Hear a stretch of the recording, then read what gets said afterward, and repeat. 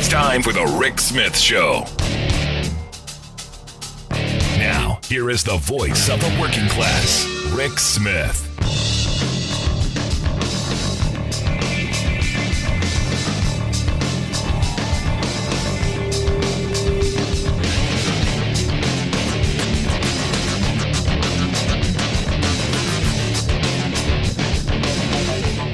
And welcome, brothers, sisters, working class heroes. This is the Rick Smith Show. Thanks so much for being here today on the big program. Lots to get to, lots to talk about. Today's kind of a special day in our household. It was 24 years ago today that my wife and I tied the knot. We ran off to Waterbury, Vermont, got married, honeymooned at Ben and Jerry's, and spent an incredible 2 weeks getting there and tooling around New England in the fall, doing the leaf peeping and spending time as Mr. and Mrs. We've been together now 28 years now, and every day has just been better than the next. And I look forward to 28 more years as we get through the moment that we're in. And I want to thank everyone who has sent thoughts and prayers and vibes and good thoughts and all of that stuff, and cards and letters and all kinds of things. Thank you. It has meant an awful lot. We are moving hopefully in the right direction. Time will tell where we're going to go, but I want to thank everyone for that. And look, yesterday on the program, we talked about Vice President Harris's plan to expand Medicare to ensure that when people need long-term care, they can do it at home. And I got tons of responses from people going, I worked at a nursing home and I've done home health care and I've done this. A bunch of people saying, look, it makes no sense that we institutionalize people. It makes no sense that we're warehousing people. And look, when I was a kid, my mother worked in one of these warehousing nursing homes. Again, 70s, much different than today, but I still remember the smell. I remember the misery of the people who were there and the fact that nobody came to visit them. And that was the thing that my entire life has stuck with me. And I've said this before. I've told my wife this before. If you find me on the ground, just leave me. Do not ever send me to a nursing home. That would be a fate for me worse than death. Now, look, I'm sure there are wonderful nursing homes out there. I'm sure there are great people doing amazing work in those nursing homes and doing what they can. But the reality is, for the majority of us working people, it's cost prohibitive. I mean, the amount of money being spent, I have a friend who's now in one, and it's like 20 grand a month. Who can get that kind of money for a long period of time? So the idea of ensuring that people get to stay in their homes and get some care in their homes, great idea. In fact, it's something I've been advocating for at least a decade now. When my grandparents had some issues, when my grandfather, he had diabetes real bad. They ended up taking off a leg. He needed help, but he was able to get that at home because the family could afford it.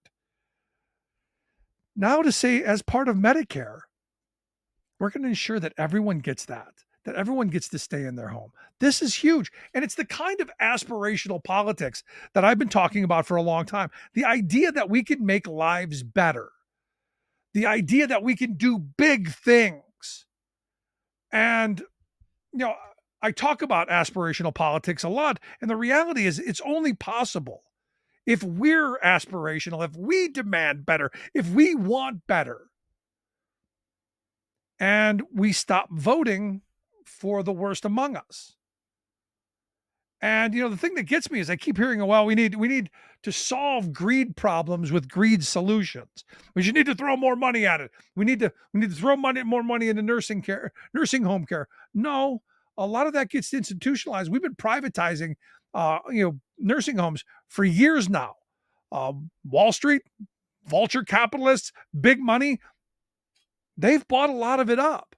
And not because they care about giving the best care possible, providing the best product. No. they want to fleece not only the people the residents, but the federal government. And they've figured out that, hey, if we can take these over, we can slash wages, we can slash benefits, we can slash staffing levels, we can line our pockets. And I've been saying, instead of greed solutions to greed problems, we need sane tax policy. We need tax solutions. You want to start with a good move? Start taxing the extraordinarily wealthy. I'm not talking about the rich. I'm talking about the extraordinarily wealthy. And the best way I've heard the difference between rich and wealthy is, a guy said, Shaquille O'Neal is rich. The guy who signs his paycheck is wealthy. And that's the reality. You may have a good sum of money right now, and I'm not talking about you. I'm talking about institutional, long-term, generational wealth. This idea that we have a class in this country that's beyond being taxed is ludicrous, especially when you consider that what built this country, when people think of, when America was great, they think of our grandparents' generation, the post-World War II era, when tax rates were 92% on the very, very wealthy. And what you had then is you had very strong labor unions and a very high tax rate, which meant that, CEOs got their perks, got their stuff, but they didn't line their pockets like they do today. I saw a statistic that you said 1965, when union density was at its height, 35%. Average CEO was paid 21 times what the typical worker was making. So 21 times seems like a good living. You make $1,000 a week. This guy's making 21 grand a week. It seems a lot, but it's in the ballpark. Now what you've got in 2023, CEOs were paid over 290 times as much. And you go, well, how? Well, our tax code for one. Because, back in the 60s, nobody wanted to go, I'm going to make 290 times what the worker is going to make, and I'm just going to pay it all the way in taxes. They reinvested that money in their businesses. They reinvested it in education and healthcare, and they did philanthropic stuff, which is why their names are slapped on everything. But we don't do that. And what we've lived under the last 50 years is supply side voodoo, trickle down Reaganomics, which has been nothing more than we get trickled on while they rob our pockets and load future generations, their future generations, with, unimaginable wealth, a massive redistribution of wealth from the people who actually show up to work every day, do the work, create the profit, to the people who the hardest day's work they do is moving money from one pocket to the other. I say we tax the rich and we invest that money in workers, in working families, in communities. And that's why, look, our politics have devolved to where they are right now for a reason. And I use the quote attributed to Jay Gould quite often. I can easily pay half the working class to murder the other half. Divide and conquer works. As long as they've got us talking about whatever the ridiculous issue du jour is, we're not talking about the fact that we're getting ripped off in our paychecks. We're not talking about the fact that we got less healthcare opportunities, that we've got less educational opportunities, that we have less opportunities, period, that our standard of living has been falling. And yet what we do when we realize, oh, gee, things have gotten worse, is we blame the people behind and under us, which kind of insane. It's like that cartoon that I love so much of a guy, of a rich, big CEO with 9 cookies on his plate. And, a bunch of people, sitting around the table, got, the CEO going, hey, that guy's going to take your cookie. That's where we are. And for me, this election is about what kind of a country are we going to have? Where are we going to move for our children? My wife and I, before the accident, we were talking about what life was going to look like. Because I'm a planner. I'm thinking 5 years down the road. My mind is always on what if. It's the if and then the then. If this, then that. if Trump becomes president, I see bad things for workers. I see a recession on the horizon. I see massive tax breaks for the very wealthy. I see more deregulation. I see a Supreme Court that continues to move in a direction that strips rights away from citizens and working people and voters, and the pendulum swinging towards a very fascistic, very corporate style of governance. Now, for some, that may work. The buses run on time. But for the majority, I can't see that being palatable for long. So in this moment between now and election day, it's important to think about where we want to go. Do we want the guttural politics that we hear out of the Donald Trumps? Everyone's going to be like Detroit. Or do we want a country that thinks big, that thinks opportunity, that thinks aspirationally, that thinks that we can build stuff, we can leave something for our children? That's the world that I want to live in. That's the country I want to be a part of. The one that says, hey, we can and we will. Want to hear your thoughts? Email me, rick@thericksmithshow.com. Gonna take a quick break. When we come back, James Curbeam, chairman of the Teamsters National Black Caucus, going to be here right after this. Stick around.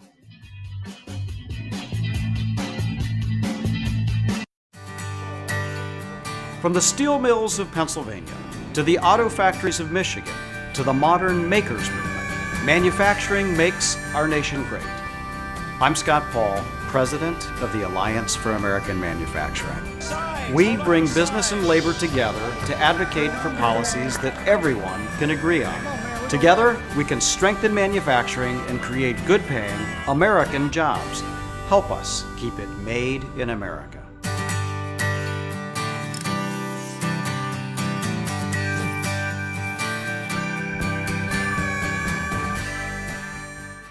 The old factory towns in America's heartland have been taking a beating. Thing is, though, there's a light at the end of the tunnel. The new CHIPS bill that got passed will bring jobs back home and has already resulted in big announcements of major new factories opening. The American Recovery Package has allowed cities and counties to hire new police officers and firefighters and start rebuilding their communities again. We're finally turning things around after 40 years of screwing over working people. But will we keep moving in the right direction? That's our choice.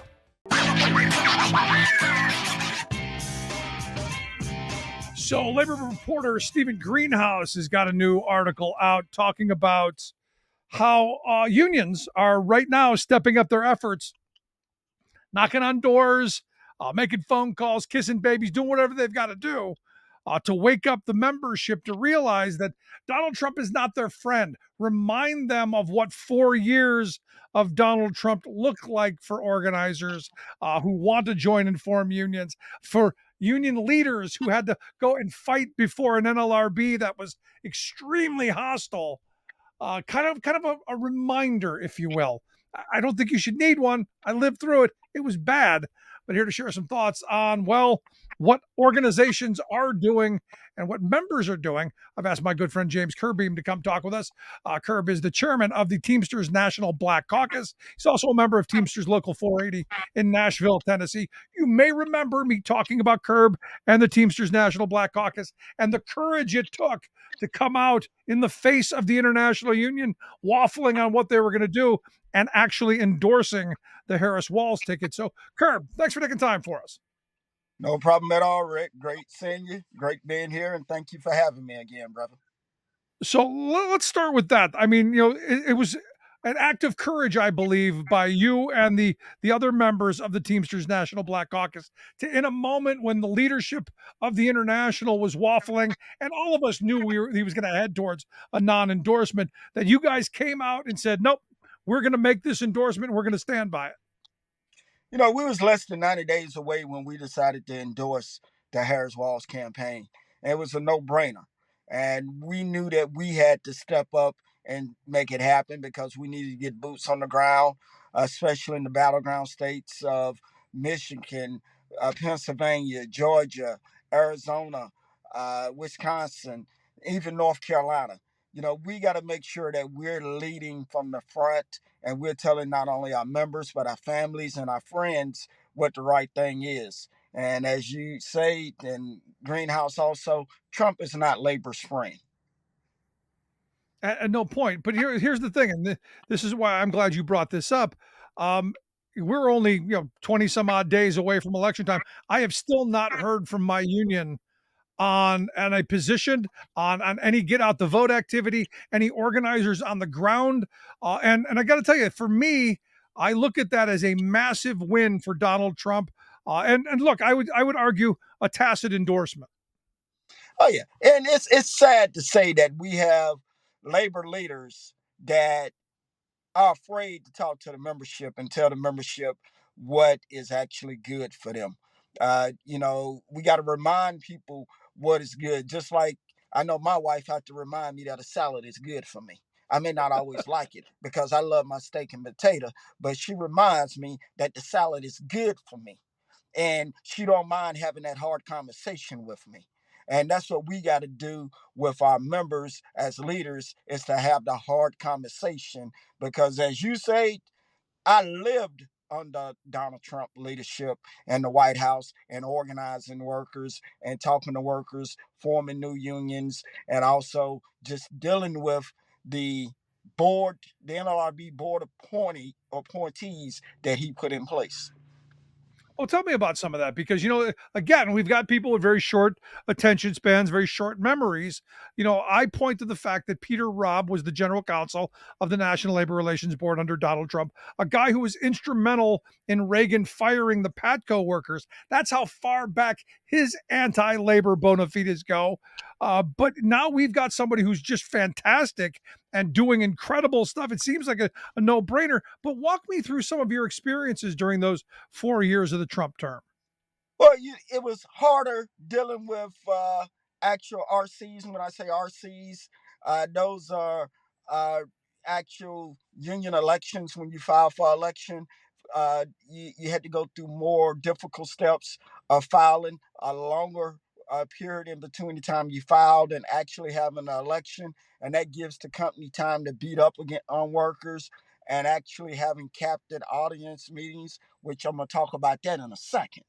Uh, Also, the joint employer uh, memo that Trump them reversed, which has been overturned again. Now, joint employers like Amazon can be held accountable when they actually, quote unquote, say that they're subcontractors, but they actually work for uh, companies like Amazon, FedEx. Uh, Talk about captive audience meetings. The general counsel that was appointed under the Vice President Harris and President Biden administration issued a memo back in 2022 actually calling captive audience meetings illegal and that the companies could be held accountable and fined. Here, just last week, 5 companies appealed, and it's looking like the judge is going to tell them to go kick rocks. And this right now, it is a game changer on captive audience meetings because you got to think about it. The company requires workers as organizing to come into a meeting and sit there and to listen to all their propaganda, to browbeat them and to beat them down into submission that they're wrong and it's not in their best interest to organize. And again, I go back to that those captive audience meetings, the length of time between the time you file for an election and you actually get the election done, and the harassment, the intimidation, like we saw at Amazon. So for me in this moment, it seems like a no-brainer because I see the Teamsters who are doing great work, organizing new places. We're seeing wins all the time. You pointed out the joint employer rule, which is giving them a foot into Amazon.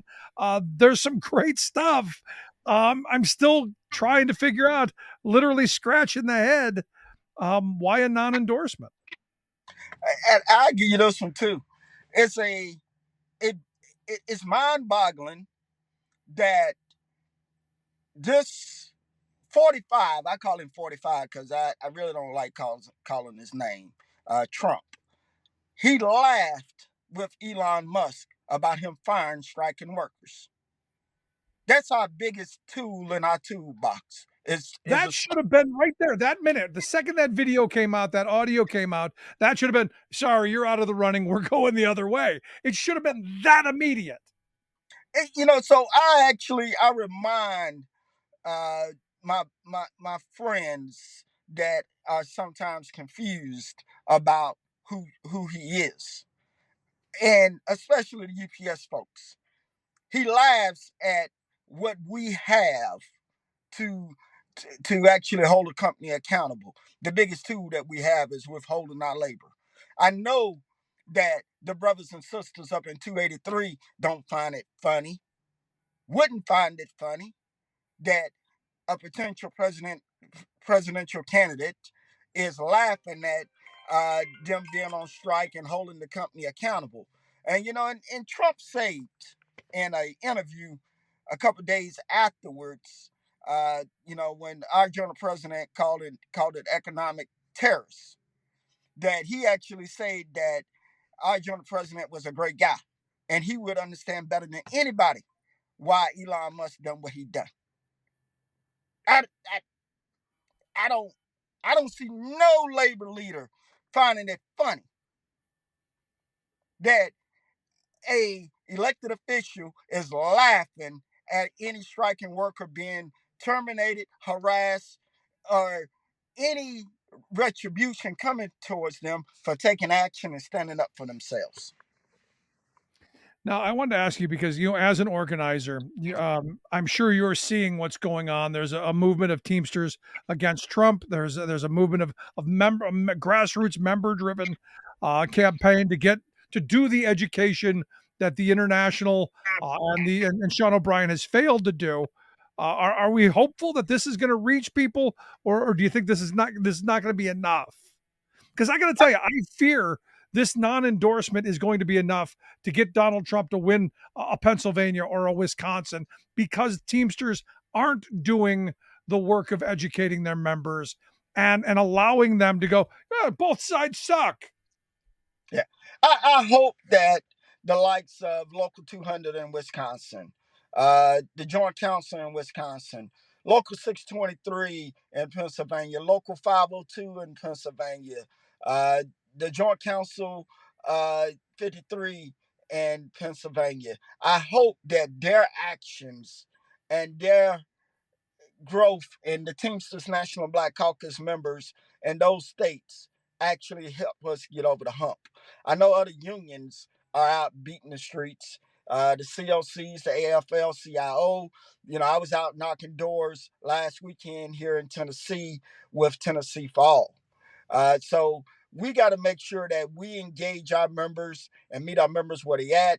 I hope that we're able to reach one and teach one at a time and be able to move our people to the polls in the right manner. But we got to make sure we remind our people, and I say our people, our union members, our friends, our family, our kids' friends, our kids' parents, of the importance of this election, because elections have consequences. Yeah. Is it hyperbolic to say that this, if given the fact that we've all read Project 2025, given the fact that we know that labor, a target is on the back of organized labor, is it hyperbolic to say that this could be the end of the union movement as we've known it? Because look, from the Reagan firings of the Patco workers until now, there has been a steady decline in union density in this country. Even with the recent organizing wins, it's still in decline. Could this be the final nail in the coffin if Trump is to be elected? I wouldn't say a final nail. I see some major setbacks, because I say this: the Teamsters are not going to get a pass from this man. The firefighters ain't going to get a pass from this man. Because the Teamsters and the firefighters done a no endorsement. Because when he come after labor, he's coming after labor. He ain't gonna carve out a piece for the Teamsters and carve out a piece for the firefighters.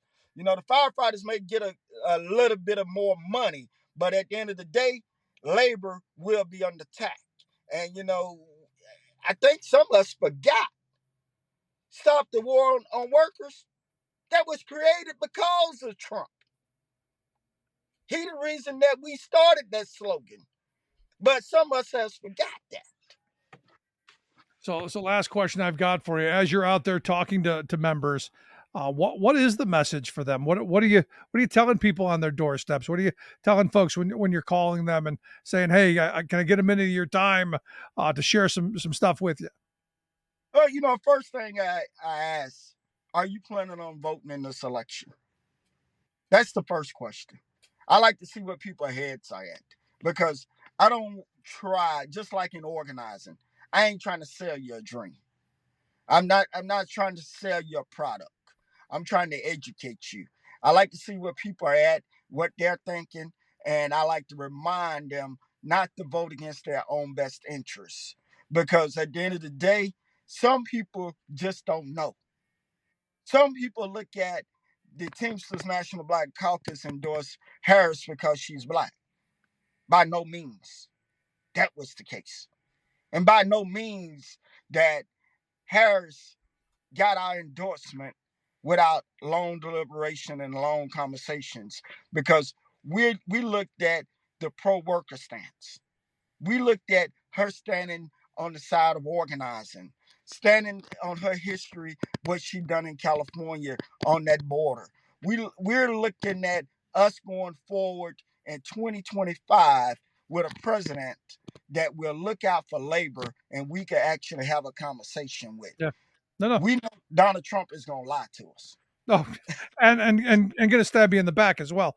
For me, it comes down to one single vote, because I know old timers who were sweating out the fact that they were going to lose 40, 50, 60% of their pension if Joe Biden didn't get that pension bill passed, and Kamala Harris was the vote that made it possible. So for me, that's the reality right there. Yes, sir. But James, I appreciate you taking time for us out of your busy day. Get out there and knock on those doors. Get people out to the polls. Thank you, brother. Thank you for having me.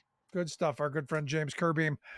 James is the chairman of the Teamsters National Black Caucus, also a member of Teamsters Local 480 there in Nashville, Tennessee. Want to hear your thoughts? You union member? Is this a big deal? Is this important? And do you believe that potentially you could really suffer negative consequences under a Trump presidency? I want to hear it. Rick at the ricksmithshow.com. Right back.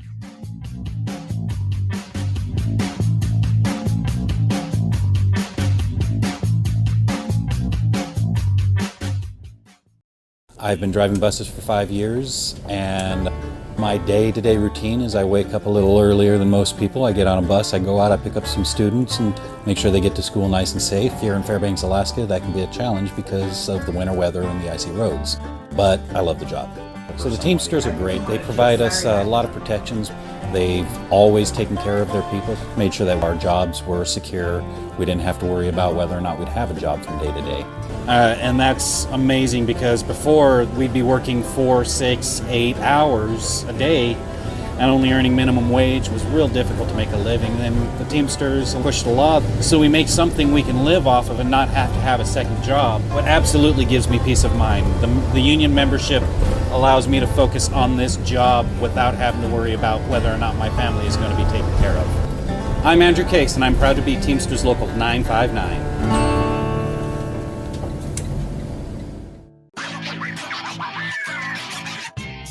So in an age of misinformation or disinformation, or what we used to call when I was a kid, lies, common sense, common values, common truths, not so common. In fact, there used to be a saying, you're entitled to your own opinion, not your own facts. Well, in today's world of alternative facts, siloed thinking, instant information, it's so easy to get fooled again. So what's the way forward? How do we figure this out? That's why I've asked author Kenneth C Davis to come talk with us. You may know his incredible Don't Know Much series, but his latest book, titled The World in Books, 52 Works of Great Short Nonfiction, is here to share some of his thoughts. Kenneth, thanks for taking time for us. Hey, thanks for having me. It's a great pleasure to be with you, Rick. And I would just add one other quote there from John Adams before he was the second president. He said, "Facts are stubborn things." And we should remember that, even in a time when facts seem to be crumbling. Facts are stubborn things. Yeah, oh, you've got an entire industry making up their own realities, and we've seen this for far too long. But I look at this book, this new book you've got out. Couldn't this have been one of your don't know much series? Couldn't this be don't know much about books? That's a good question. And the truth is that I started out my career 40 years ago. It's hard to believe that. I know you look at me and you said you must have been a small child, but 40 years ago, I was writing about books. Books are my passion. I lived a life in books. I was a kid. We didn't have a bookstore in my town growing up, but we had a great library and we had a bookmobile, and I had great school libraries, which is a point we should come back to and discuss what's happening in school libraries. So I grew up with a love of books. I worked in a bookstore at a certain point and then got started on a career writing. And my very first book was about books. It was called The Two-Bit Culture, the Paperbacking of America, how paperback books really changed the country because they made books available to people where they were: drugstores, train stations, newsstands, and they were all 25 cents or 2 bits.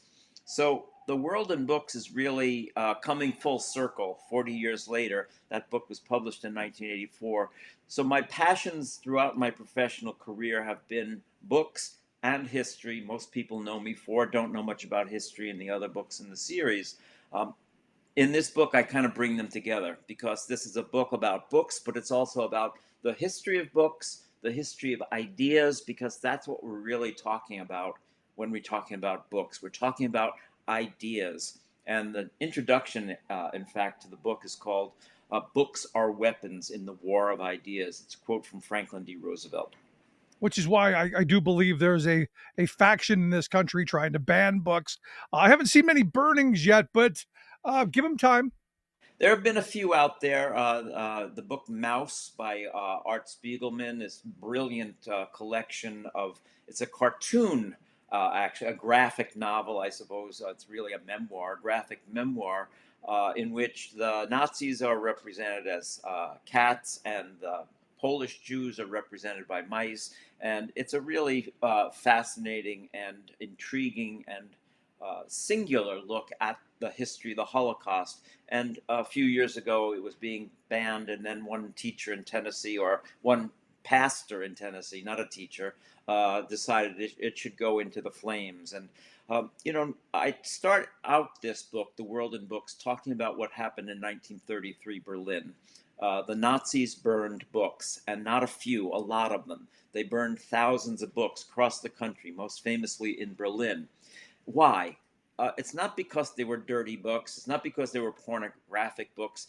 They didn't like the ideas. And that's what censorship is really about. People are coming after ideas that are a threat to their power. And 10 years later, in the United States launched a program called Armed Services Editions that gave books away free to people in service around the world during World War II on battleships, bombers, frontline barracks. And the contrast is so stark. This is how and that's where the line comes from. Franklin D. Roosevelt said, "Books are weapons in the war of ideas." It was the motto of this series. So when I hear about banning books or censoring books, I know from a long history that this is not really about a dirty word or a picture here and there, or about sex that we don't like. This is about ideas we don't like. And this this wave of book banning right now is a white Christian nationalist, highly organized program to attack ideas that these people don't like because they're a threat to their world and their power. And well funded by a billionaire class who I would argue it's not even about the ideas, it's more about the control. So, as someone who is a bookworm, a book nerd, if you will, and has studied history, a lot of us went through school learning about book burnings and the kind of things that the Nazis did. And it seems like we didn't learn. Well, we didn't learn, and we've been this through. There have been waves of this throughout American history, and certainly I've written about this in the 1950s. Of course, Joseph McCarthy, led another wave of censorship. He was really focused on getting rid of anything that reeked of socialism. There was actually a school board person in Indiana, I think it was, who wanted to get rid of any books in the school libraries that talked about Robin Hood. Why? Robin Hood stole from the rich and gave to the poor. That's socialism.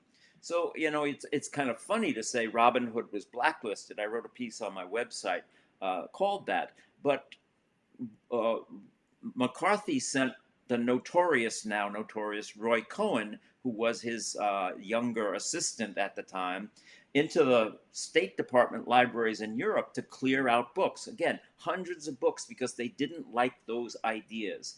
And at the time, President Eisenhower actually stood up in commencement at Dartmouth, I believe it was, in 1953, and he said, "Don't join the book burners." Beyond that, he didn't do much to stop McCarthy. But I'll tell you who did: librarians. The librarians said, "We are not going to have this." In 1953, they announced the first Bill of Rights of readers, and that's what we've been fighting about ever since. This idea that some small group of people can determine what the rest of us can read. It's an un-American idea, and I'm happy to say that there's been tremendous pushback, both on the grassroots level and from book publishers, the American Library Association, the PEN, which is the organization of writers and novelists, and the National Coalition Against Censorship. So people are fighting back, but it is a struggle. It's a daily struggle, and librarians and school teachers are losing their jobs. They're being harassed. So this is a serious thing. And one of the things I write in The World in Books in the introduction is that when you see throughout history a Mussolini, a Hitler, a Stalin, a Mao, what do? They put the intellectuals and the writers in jail. They take away the books. First, they come for the books. So this is a really important idea when we think about this. This is not just a few school kids losing access to books. This is an attempt to take away freedom. No, you're right. Which is why my friend Randy Weingarten, the president of AFT, they've given out, I think, 10 million books over the last couple of years just for this thing. Now, it's interesting. You brought up Roy Cohen, who is an interesting figure in American history, with ties from McCarthy to Donald Trump. Do you see a connection in the kind of rhetoric from our former president? Completely. Roy Cohen was probably the most influential person in Donald Trump's life, apart from his own father. And in fact, many people might argue that Roy Cohen became a father figure to Donald Trump when he was a young New York City builder trying to make his way in the world. And so all of the techniques that you see Trump using in court, in public, are techniques that Roy Cohen understood going back to the McCarthy era. And so this is a line through in American history that we can follow. And of course, it's a dangerous one. And that's why I wrote this book, because I think that, first of all, to celebrate the freedom to read and the idea that we should all be free to read, and we must read. We're in a time when people's attention spans have been really rotted away. Yeah. Television. And social media is no help. I mean, no, absolutely. The doom scrolling that goes on. If you can't get someone's attention in 3 or 4 seconds, you've lost them. And the idea that we can reduce everything to 120 characters is a very dangerous idea. The Atlantic magazine just published a very scary and important piece from elite colleges saying that kids coming into the elite colleges, can't read a novel.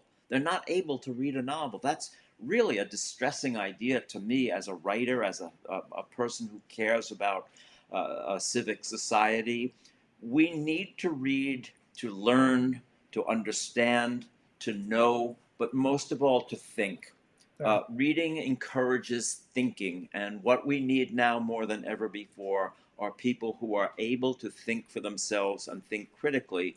And I believe, and I've put this book out there because I think that reading is a key to being able to think critically for ourselves. Yeah, I mean, one of the comments I saw attributed to you is you said your goal as a writer was to help eradicate thoughtlessness, and I thought that was an interesting way of saying we need people to think. We need people to think and have filters and not just look for the internet for their confirmation bias. I thought it was an interesting statement. I'm going to just reference that. It goes back to the great Hannah Arendt, the philosopher, public intellectual, in her book about the trial of Adolf Eichmann, a Nazi who was captured and then put on trial in Jerusalem. And she said that it was really a function of his ability to do these things was thoughtlessness, not a casual thoughtlessness, but to do things without thinking.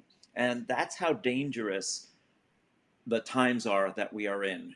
People are doing things, saying things without thinking about them. That's the kind of thoughtlessness that Hannah Arendt was talking about when she was talking about what Adolf Eichmann and other Nazis were capable of. And again, it starts with burning books in 1933 and goes on from there. Because, as someone wrote a long, long time ago, where they will burn books, they will also burn people.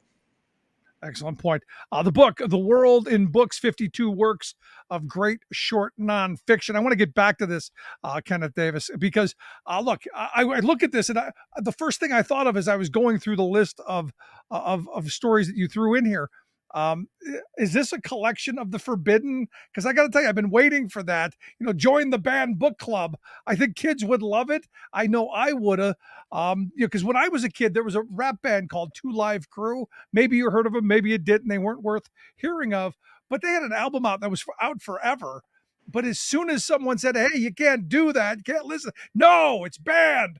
Everyone bought the damn thing. So, by banning these books, are are you hopeful as I am that maybe, like my high school reading list that seems to be banned, that kids are going to want this now because, well, it's the forbidden fruit? I think there's something to that, of course.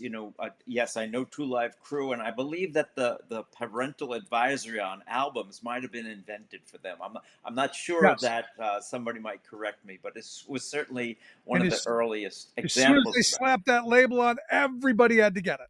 Well, in publishing, it used to be if the book got banned in Boston, which was a very, very conservative town in those days, not because of the Catholic Church necessarily, but old line blue nosed Protestants didn't like books like Peyton Place or James M. Cain, and they banned them.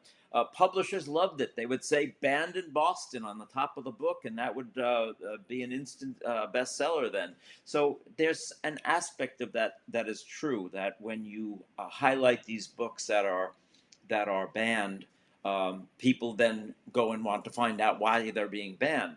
I mentioned the book Mouse a few minutes ago, this graphic novel about the Holocaust. When it was first announced that it was being banned, it shot straight to the top of the bestseller list. And that's good in a sense, but there are still a lot of people for whom going and purchasing a book is not an option. And so when you remove books from school libraries and public libraries, you're taking them out of the hands of people who can't afford to go to the bookstore or go online and buy it for themselves. And that's the importance of the public library and the school library, to make to available to all people these ideas, these books, these writers that make us think. So let me ask you last line of questioning to get into this book a little bit. What made you choose these particular 52? What is it that draws them together, that brings them together in your mind, and why do you think why do you think people should find them important? That's a really great and important question. I addressed that right off the bat in the front of the book. First of all, they're all short. We talked about our attention spans have come down. They're short because I believe people need to start slowly to start reading. So these are books that are 200 pages or less. Many of them are much less than that. You can sit down and read them maybe in one reading, but certainly in a week's time. So 52 books is a year of great reading. I wanted to capture some of the great thinkers and ideas and writers of books through history that have actually changed the world and changed people.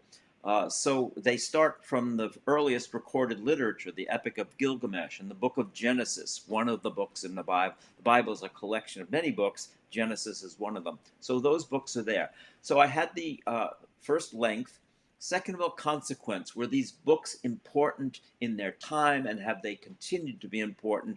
And are they important today, which I call timeliness? You know, Hiroshima, a book that was published in 1946, talks about the aftermath of the atomic bomb. It's not about politics. It's not about the science of the bomb. It's not about the war.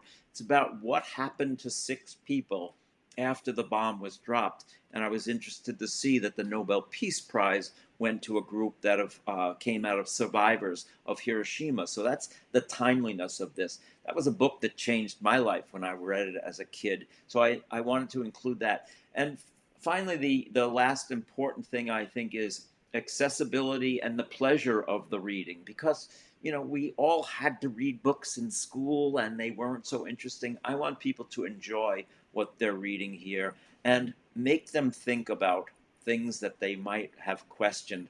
So again, consequence and timeliness. One of the books I include is a very short little book called The Communist Manifesto. Most people have never read Marx and Engels for themselves. Read it. Find out what these guys said in the 19th century that affected all of 20th century history.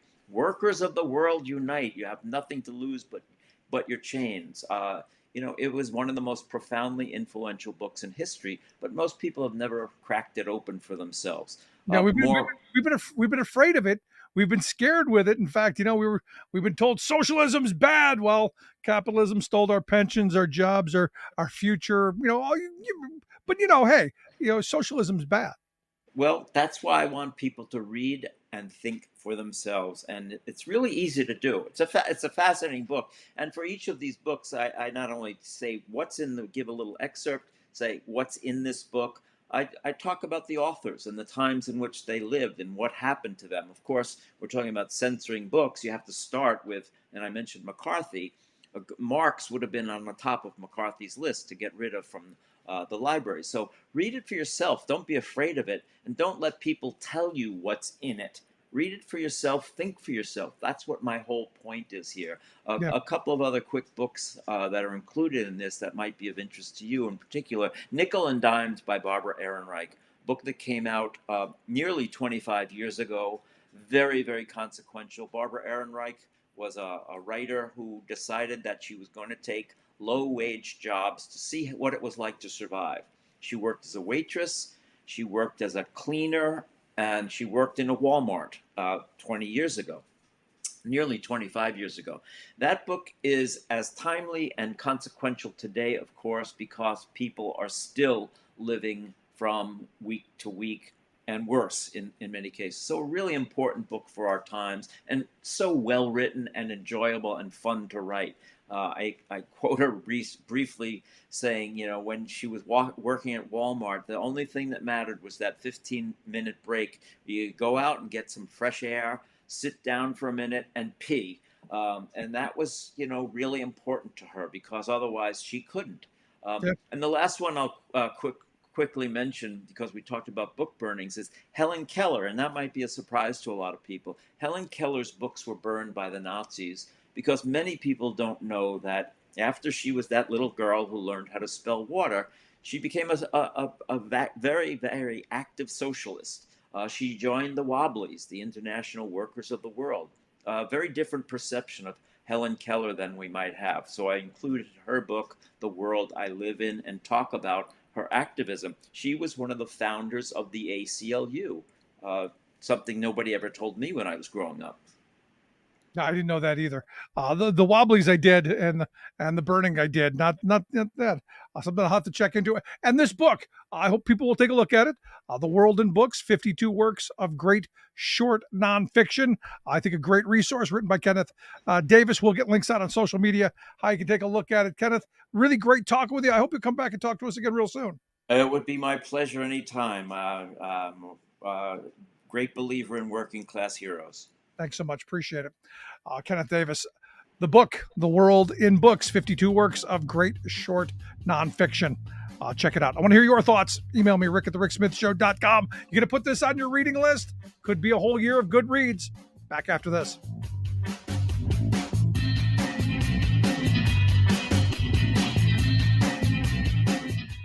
We are AFGE, the American Federation of Government Employees. We represent 700,000 federal and D.C. government workers who are the vital threads of the fabric of American life. We support our nation's military. We take care of our nation's veterans. We protect our nation's borders. We respond to our nation's crises and natural disasters. We provide services to our nation's seniors. The American Federation of Government Employees. We work for America.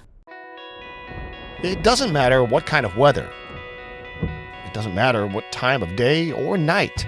When Mother Nature's done her worst, the only thing that matters to us is keeping the lights on for you.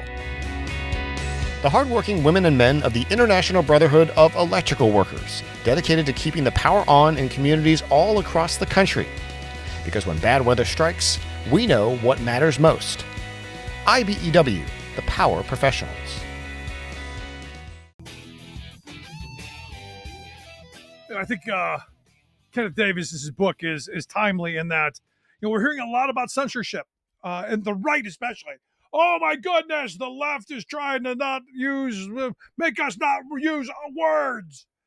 Yet on the right, what they're doing is they're trying to ban books and burn books, and I like the way Kenneth Davis puts it. It's really about thought.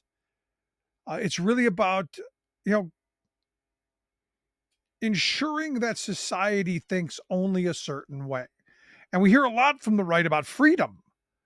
And don't you think freedom to be able to read whatever you want? Don't you think that's kind of a freedom?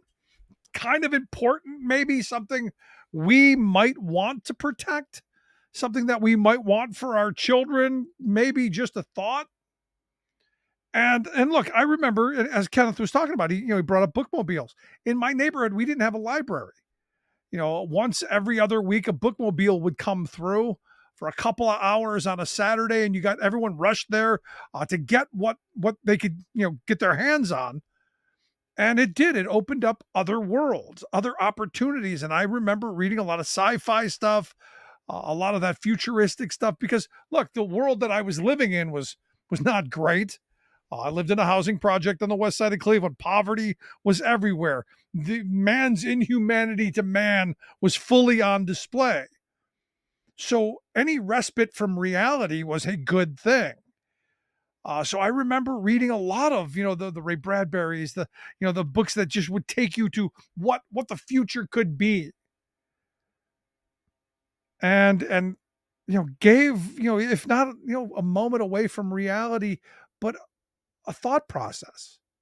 And I would argue it's part of why this country's always been, an innovator, because we're a thoughtful society, or we have been. I fear we're getting away from it, and I fear that it's the very people who are claiming that there's censorship everywhere who are the ones who are censoring things. If you don't want your kids reading certain kind of books at a certain age, maybe know what they're reading, maybe participate in that. Maybe have books available for them. And, because since my wife's accident, I've been spending a lot of time, looking around the house going, what do I need to change? What do I need to move? How do we reconfigure the house to make it handicap accessible? If that's what we need to do, as a planner, I'm going through all these things and I'm looking around and I'm going, my goodness, we've got books everywhere from kindergarten all the way up through, high school and college reading age. One of the things that my wife did really, really well was instill the love of reading in our children. And I want that for every kid. I want them to be explorers and to think in ways critically when they hear something, run it through a series of filters, BS filters if you need, but to be able to be thoughtful, critical thinking citizens, capable of detecting the what. But I think his book's a book worth looking into. The World in Books, 52 works of great short nonfiction. I know I'm looking forward to reading through a good portion of it. But as always, I appreciate you taking some time for us. If you miss any portion of the program, the podcast, that's where you go to get the podcast, thericksmithshow.com or wherever you get yours. Freespeech.org. For folks who want to send my wife a message, I've gotten some folks who saying, hey, how can we send Carol a message?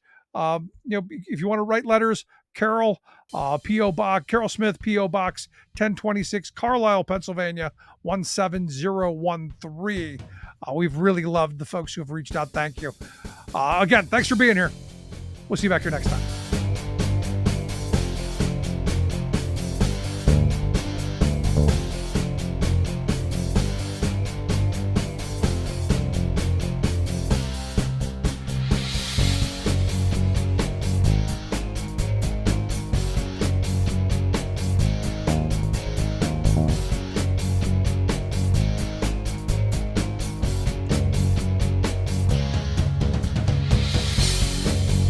You've been listening to The Rick Smith Show. Email Rick at rick@thericksmithshow.com. Until next time, this has been The Rick Smith Show, where working people come to talk.